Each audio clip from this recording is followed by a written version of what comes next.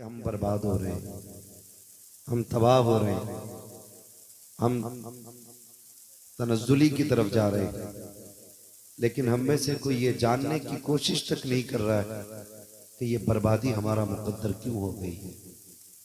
हम में से किसी को इस बात की फिक्र नहीं लगी है कि हम वो भी जाने कि ये तबाही हमारे दरवाजे तक आई क्यों है। तो मैं एक बात आपको बता दूं, जो बहुत पहले एक शायर ने कहा था।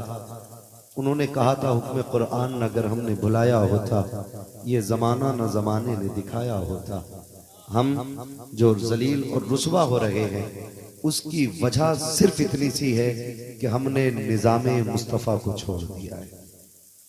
बस इतनी सी वजह है कि हमने निज़ामे मुस्तफ़ा छोड़ दिया है, हमने तरीक़े मुस्तफ़ा को छोड़ दिया है। तरीक़े मुस्तफ़ा को छोड़ना है वजह बर्बादी। इसी से कौम दुनिया में हुई बेइक़्तिदार अपनी, हमें करनी है शहंशाह फतह की रज़ा जोई। वो अपने हो गए तो रहमत परवरदिगार अपनी। हम जो मुस्तफ़ा के दिए हुए रास्तों से भटक गए हैं ना, उसकी वजह से हम जलील हो रहे हैं, सिर्फ उसी की वजह से हम तबाह किए जा रहे हैं।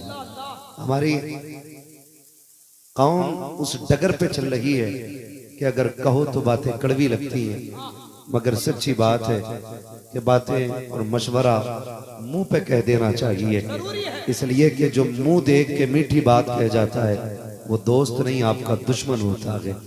जो बात सच्ची मुंह पे कह जाए वक्ती तौर पे कड़वी लगती है, लेकिन बरसों तक वो बात बड़ी अच्छी लगा करती है।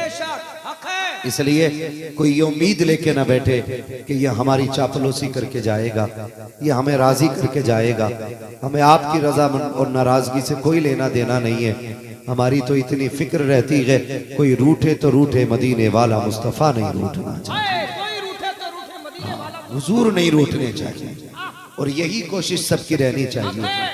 कमेटी वालों से कहूंगा, ये मत सोचना कि जलसा धड़ल्ले से चले, लोग कहें वाह भाई मजा आ गया, जलसा कामयाब हो गया। इनके कहने न कहने से कुछ नहीं बनता है। मजा तो तब है जब मदीने वाला कह दे तुम्हारा आना कामयाब हो गया। तो किसी की फिक्र ना करके हुजूर की फिक्र करनी है, हुजूर की फिक्र करनी है। कड़वी सच्चाई ये है, हमारी रविश खराब हो गई है, हमारे तरीके बिगड़ गए हैं। सच्ची बात यह है, आज ना हमारे मुकदमात को लड़ने के लिए हमारे वकील नहीं है। बहुत गौर से मेरी बात, आज हमारे मुकदमों की पैरवी करने के लिए हमारे वकील नहीं है। आज हमारे मौक़िफ़ को कोर्ट में रखने के लिए हमारा कोई तर्जमान नहीं है। पार्लियामेंट से लेकर के गांव की चौकीदारी तक हमारा कुछ भी नहीं है, इसलिए कि हमने कुछ भी मजबूत नहीं किया। मैं यहाँ इलेक्शन लड़ाने नहीं आया, मैं किसी का प्रचार करने नहीं आया। अगर आया हूं तो मदीने वाले के दीन का प्रचार करने आया, सिर्फ हुजूर के दीन की बातें करने आया हूं। मैं आपसे पूछना चाहता हूं, हमारी कौम के अंदर कितने डॉक्टर हैं, कितने इंजीनियर हैं, कितने जज हैं, कितने वकील हैं, कितने IAS हैं, कितने IPS हैं, कितने हमारी कौम के अंदर MBBS मौजूद हैं? कोई नहीं। अभी तलाश करने लगो ना, हर मोहल्ले में मजार का एक मुजाबिर मिल जाएगा, हर बस्ती के अंदर एक चादरें खरीदने और बेचने वाला मिल जाएगा, हर बस्ती के अंदर अगरबत्ती का सौदागर मिल सकता है, लेकिन कौम को आगे बढ़ाने वाला कोई नहीं है। क्यों जानते? इसलिए कि हमने तालीम से ज्यादा, मदरसों से ज्यादा, स्कूल से ज्यादा सारा फोकस अपना मजारों के गुंबद पे लगा रखा। हमारी मस्जिदों में जलाने के लिए चिराग नहीं है और मजारों के गुंबद 10-10 लाख के बन रहे हैं। सोचना चाहिए हमें, ये सही कर रहे हैं हम? अगर आपको लगता हो मैं किसी और मकतबे फिक्र से ताल्लुक रखता हूं तो सुनो, मैं तुम में सबसे पक्का बरेलवी। मैं किसी की चापलूसी नहीं करता, अलबत्ता अगर बात करता हूं तो मसला के आला हजरत की बात करता हूं। सुभान अल्लाह। मुझे इससे कोई फर्क नहीं पड़ता किसकी चादर मसला के आला हजरत के ज़द में आती है, किसका मजार मसला के आला हजरत के ज़द में आता है। बस अपनी तो यही कोशिश रहती है कि हम तो यही कहते हैं, जानते दी हुई उसी की तो थी, हक तो यह है कि हक अता था। नारे तकबीर, नारे रिसालत, मसलके आला हजरत, फैजाने सरकार मुजाहिदे मिल्लत। नौजवानों में कमेटी वालों को सलाम करता हूँ, कम से कम ये साल में एक महफिल सजा तो लेते हैं ऐसी, जा तो लेते हैं। जिसमें अल्लाह रसूल की बातें सुनने और सुनाने का मौका मिल जाता है। सही बात।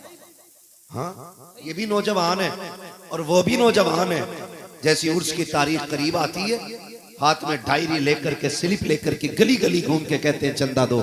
क्या होना का कव्वाल आ रहे हैं, जी जी। क्या होगा का मुकाबला होगा, कव्वाली होगी। मुकाबला किससे? वहाबियों से, देवबंदियों से, जुब्बाइयों से, चकड़ालवियों से, अहले हदीस से। किससे? कहा नहीं है खातून आएगी, उससे मुकाबला होगा। मैं कहता हूं तेरी गैरत को आग नहीं लग गई? मुकाबला मर्द होकर औरत से करने की बात करता है। और ये ऐसी हमारी कौम के बिगड़े हुए नौजवान जो सिर्फ एक रात की ज़हनी अय्याशी के लिए कई लाख में आग लगाते हैं। कई लाख में एक तरफ नाचने वाला बैठा है, दूसरे तरफ नाचने वाली बैठी है, और सामने अमीरजादे टेबल लगा के नोटों की गड्डियां लगा के बैठते हैं। चंद इधर बैठ जाते हैं, चंद उधर बैठ जाते हैं। फिर इधर वाला अगर जीतता है तो इधर की पार्टी उठ के पैसा लुटाती है, इधर वाली अगर जीतती है तो इधर के याश तबीयत रखने वाले नौजवान पैसों में आग लगाया करते हैं। जरा मुझे दिल पे हाथ रख के बताओ, कौन सी कौम इतनी बर्बाद है जो नचनियों ढोलक वालों पर आज अपनी दौलत को आग लगा रखी है? अगर तुम्हें पैसा लुटाने का शौक है तो जरा दिल पे हाथ रख के मुझे बता, तेरी बस्ती के अंदर कितने पढ़ने वाले हैं जो सगीर भी हैं, काबिल भी हैं, लेकिन गुर्बत आगे नहीं बढ़ने दे रही है, जो तालीम हासिल करना चाहते हैं लेकिन फकीरी आगे नहीं बढ़ने देती। अगर खुदा ने तुझे दौलत दी है तो अय्याशों पे पैसे ना लगाओ, नचनियों पे मत लगाओ, उस पैसे को उठाओ गरीब की तालीम पे लगा दो। अगर वो काबिल बन गया और इस कुर्सी पे बैठेगा, होगा हिंदुस्तानी निजाम मदीने वाले मुस्तफा का नजर आने लगा। नारे तकबीर, नारे रिसालत, पैगाम इस्लाम, अल्लामा मुफ्ती हम्माद किबला मुरादाबाद। समझ रहे मेरी बात? गलत नहीं कह रहा हूं। और सुने मसला के आला हज़रत ये है, मसला के आला हज़रत क्या है ये भी सुने। कुछ दिन पहले एक बात सुनी कि भाई 70 गज की चादर लेकर के 300 आशिक अजमेर चले हैं पैदल। समझ गए मेरी बात? 70 गज की चादर 300 आशिक लेके चले हैं। हमने सोचा फिर तो सारे ही तहज्जुद गुजार होंगे, रोजा रख के चले होंगे, सबके चेहरों पे दाढ़ियां होंगी, कदम कदम पे सजदे लुटाते जा रहे होंगे, क्योंकि पैदल जा रहे हैं अजमेर शरीफ। लेकिन जब पता चला तो पता यह चला कि घर से लेकर अजमेर शरीफ तक एक सजदा नहीं किया। और जितने चादरों के नीचे थे किसी के चेहरे पे दाढ़ी तक नहीं थी। मैं चैलेंज के साथ कहता हूं, अगर रब नाराज होगा तो कोई मजार वाला तुमसे राजी नहीं हो सकता है। कोई मजार वाला राजी नहीं होगा। हालात देखो, इतनी चादरें चढ़ जाती है मजार शरीफ पे कि अगर फूल लेके आप चले जाओ तो यूं फेंकना पड़ता है, यूं 200 चादरें चढ़ी पड़ी। सुबह से शाम तक 900 चादरें चढ़ गई। बाहर जो दुकानें रखे बैठे उन्हें भी दुपट्टों के सिवा कुछ बेचना नहीं आता। ये कड़वी सच्चाई है।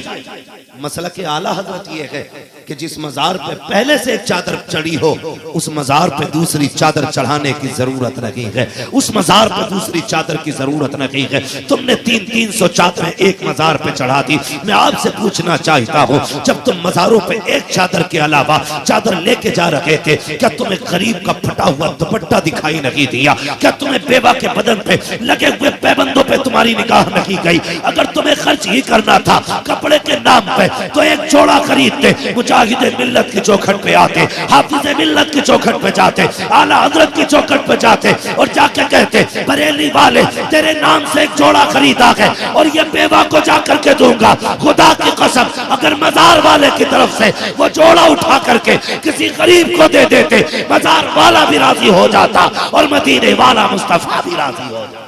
लाजवाब, क्या पैगाम है, क्या पैगाम है, क्या पैगाम है मुफ्ती साहब। अल्लाह अल्लाह अल्लाह, अमल से बहुत अच्छी।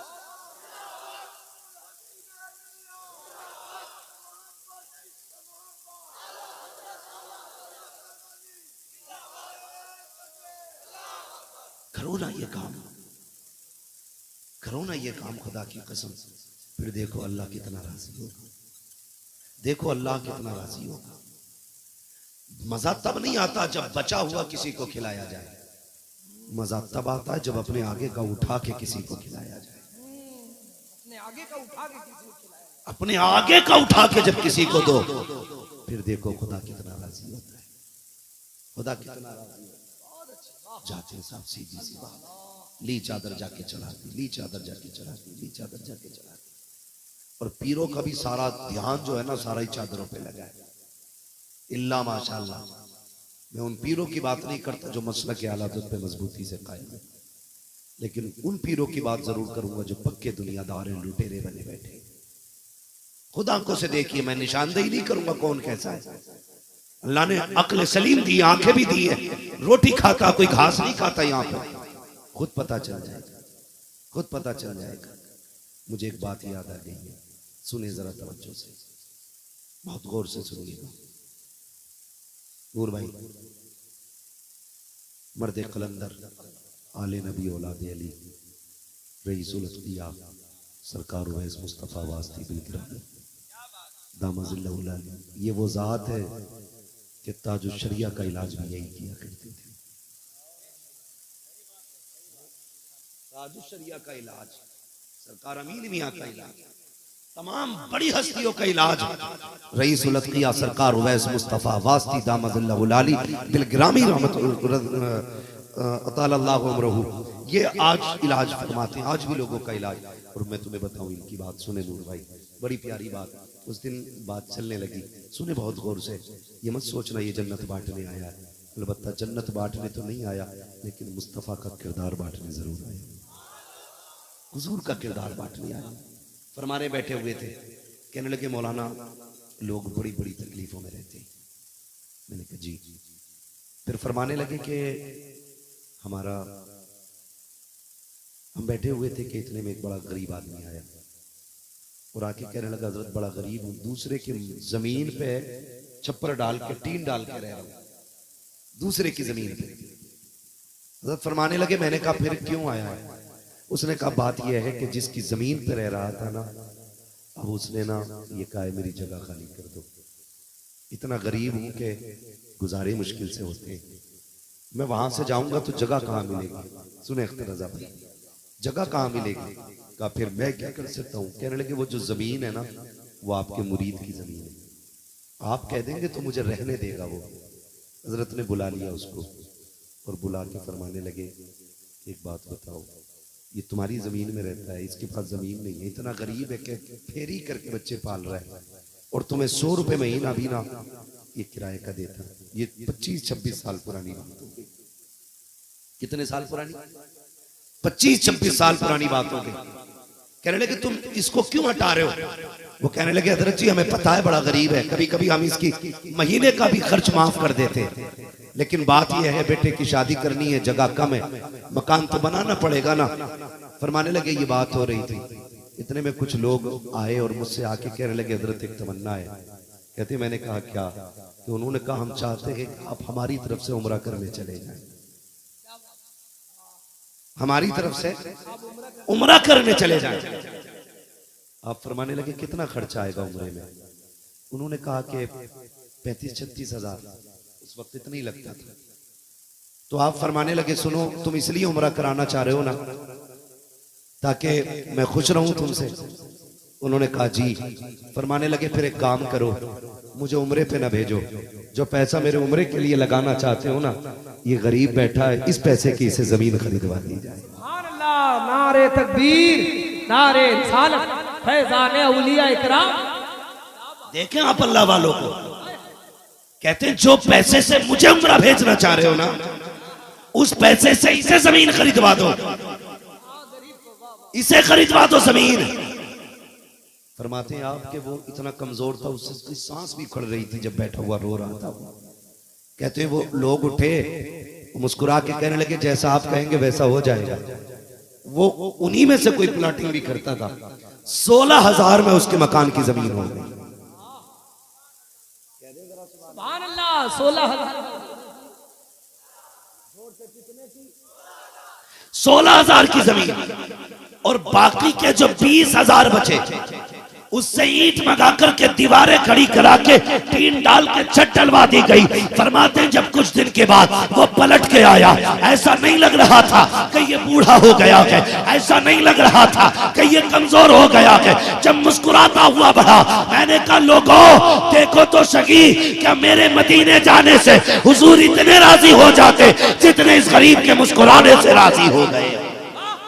लाजवाब लाजवाब, जिंदाबाद जिंदाबाद। ऐसे काम किया करो। और इन्हें कहा जाता है असल खानकाहों के रखवाले। ये लोग हैं जो खाया नहीं करते, लुटाया करते हैं, लुटाया करते हैं। एक जगह गए, वो कह रहा जरा बताइयो पीर का अदब क्या होता है।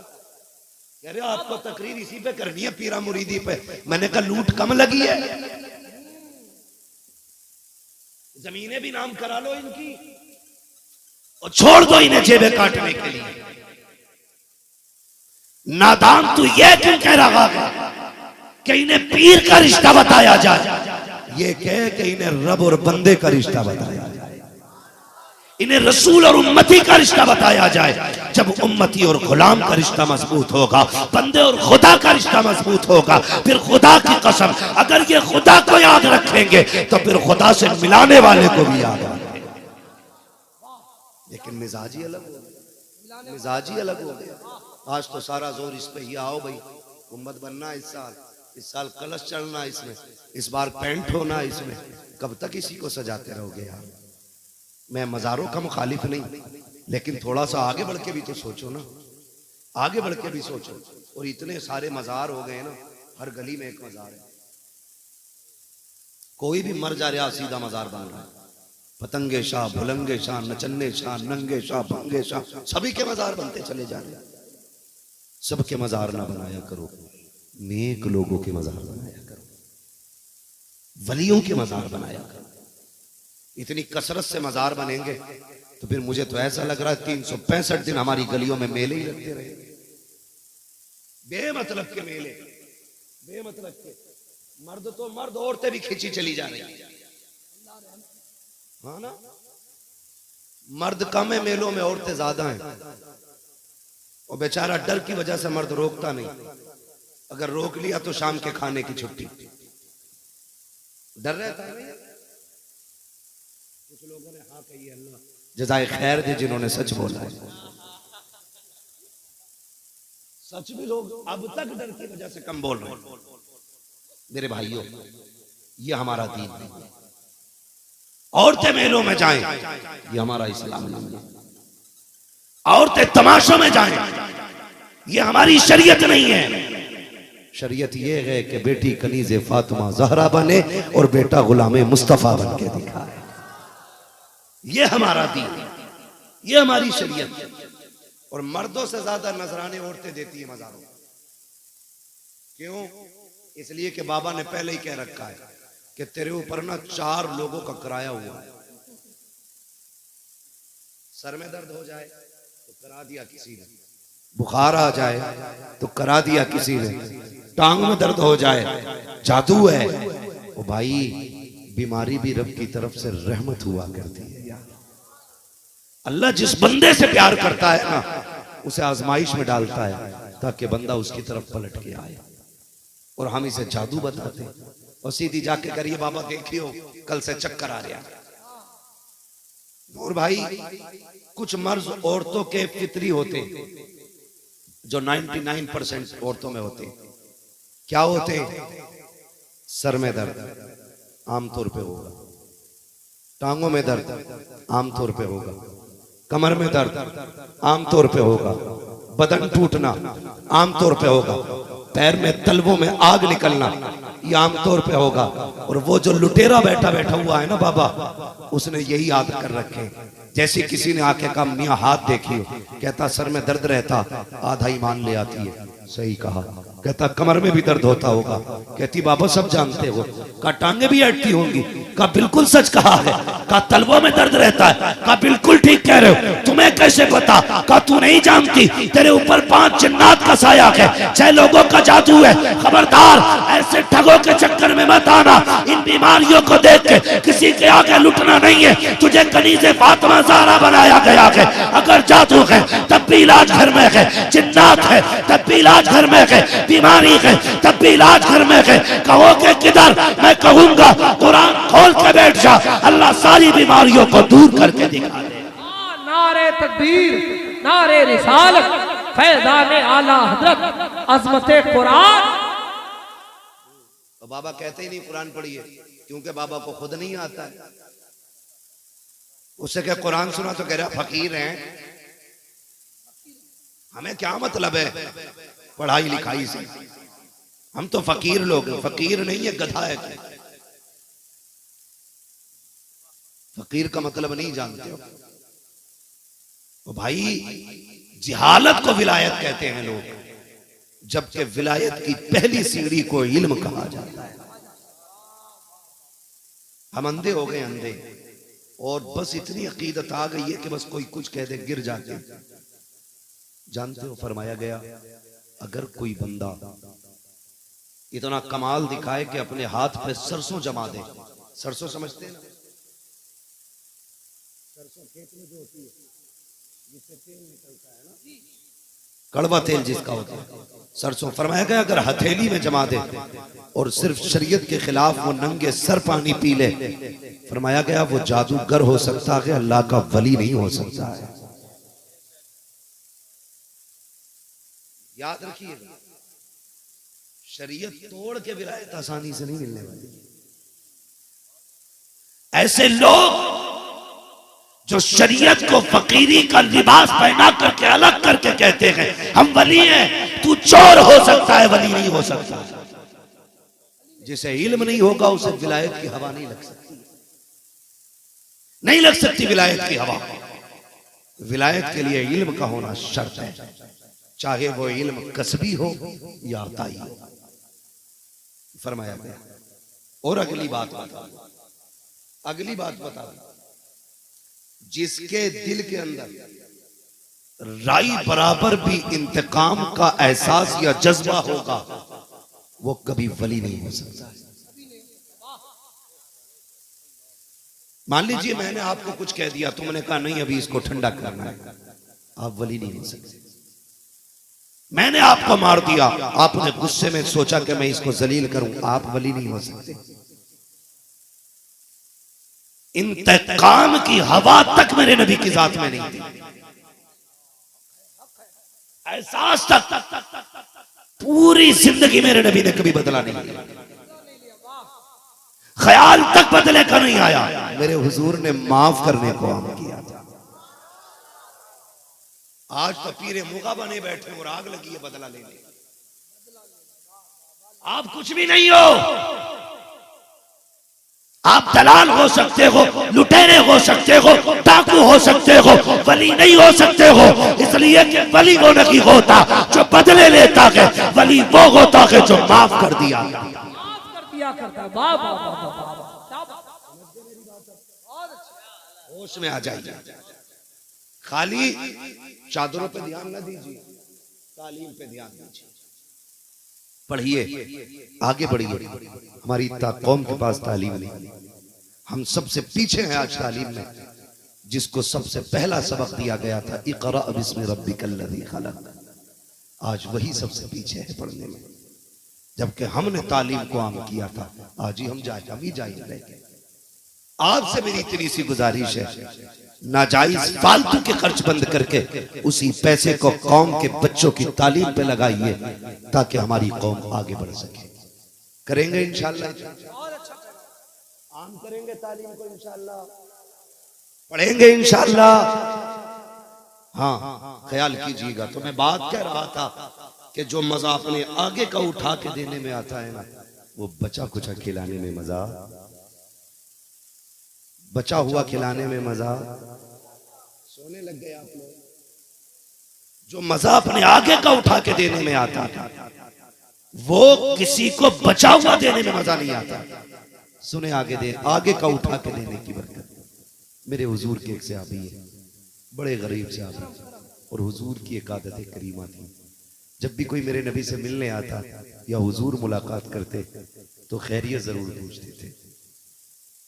फरमाया करते थे, कहो क्या हाल है, ये जरूर मेरे नबी पूछते थे। आज तो फुर्सत ही नहीं है किसी को पूछने की ना, फुर्सत ही नहीं है कोई ये पूछ ले किसी से कि क्या हाल है। हुजूर पूछा करते थे क्या हाल है। हुजूर के करीब सहाबी आके बैठ गए मेरे नबी के पास। हुजूर ने फरमाया, कहो क्या हाल है। कहते रब का शुक्र है।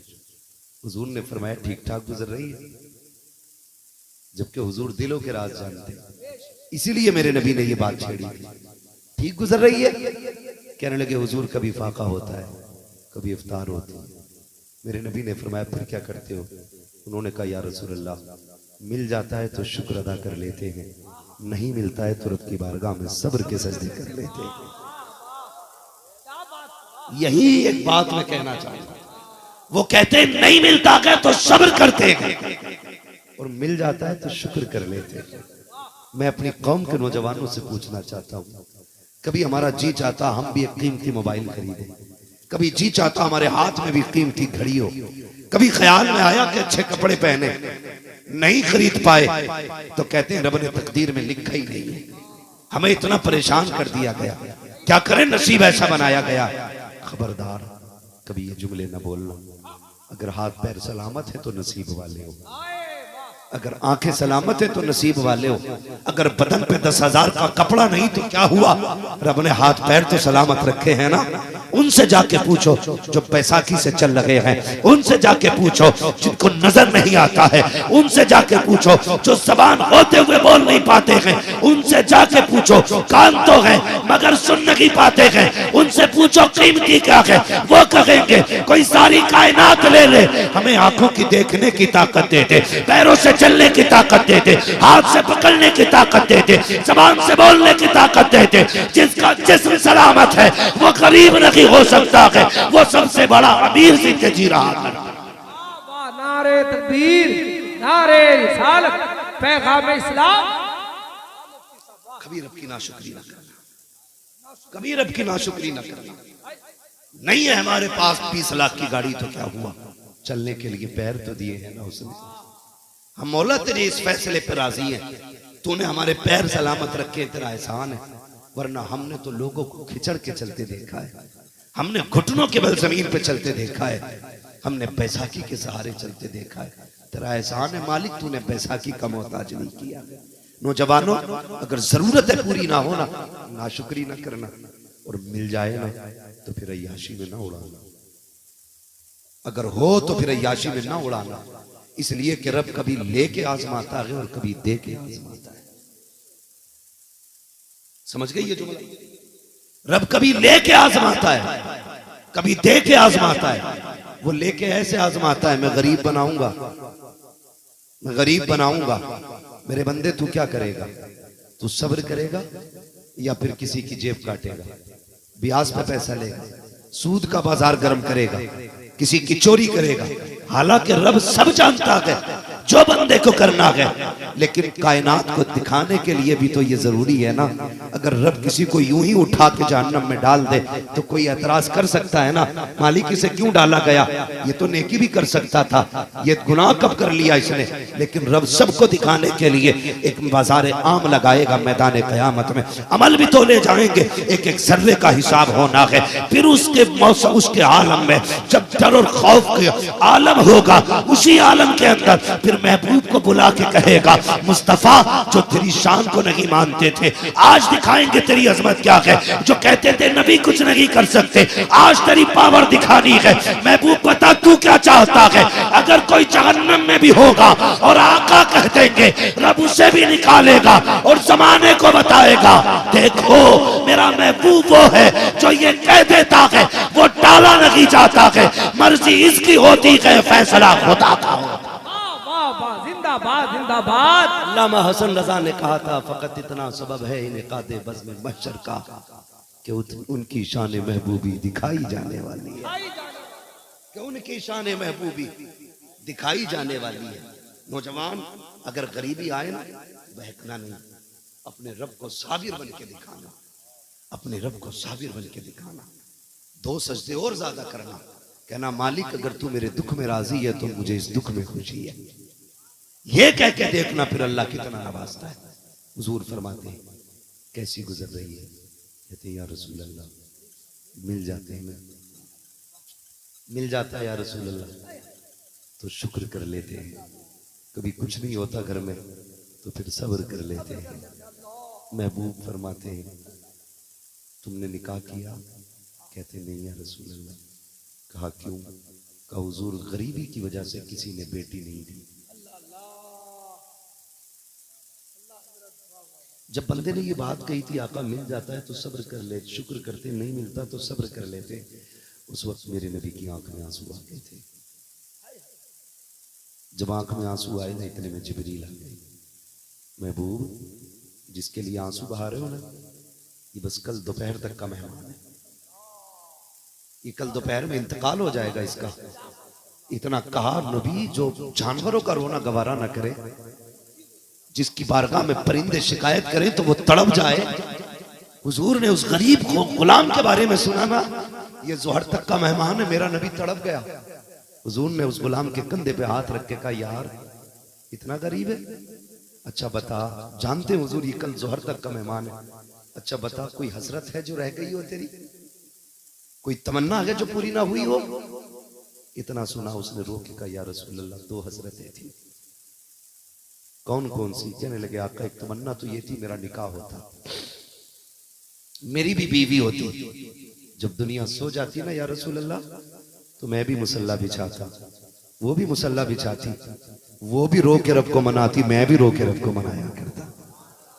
हुजूर ये तमन्ना है मेरी। फरमाने लगे दूसरी ख्वाहिश। गुलाम कहता या रसूल अल्लाह सुना है दुनिया में कोई मीठी चीज भी होती, आज तक गरीबी की वजह से मैंने मीठा चक्के भी नहीं देखा। इतनी कसरत नहीं थी उस वक्त मीठे की जितनी आज है। हर दुकान पे मीठा, हर घर में मीठा नहीं। महीने महीने 10-10 साल 20-20 साल गुजर जाते थे, लोगों को मीठा मैसर नहीं होता था। इतना गरीब हूं या रसूल अल्लाह कभी मीठा नहीं खाया। तमन्ना थी काश मीठा खाने मिल जाता। महबूब की आंख में आंसू है। फरमाया कोई बुलाए मेरे उस्मान इब्ने अफ़्फ़ान को।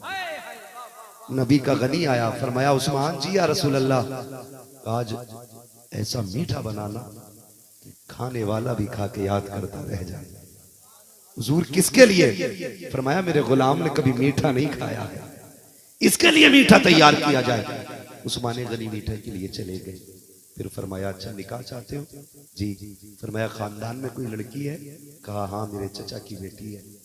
फरमाने लगे क्या उसने भी आपसे शादी नहीं की बेटी की?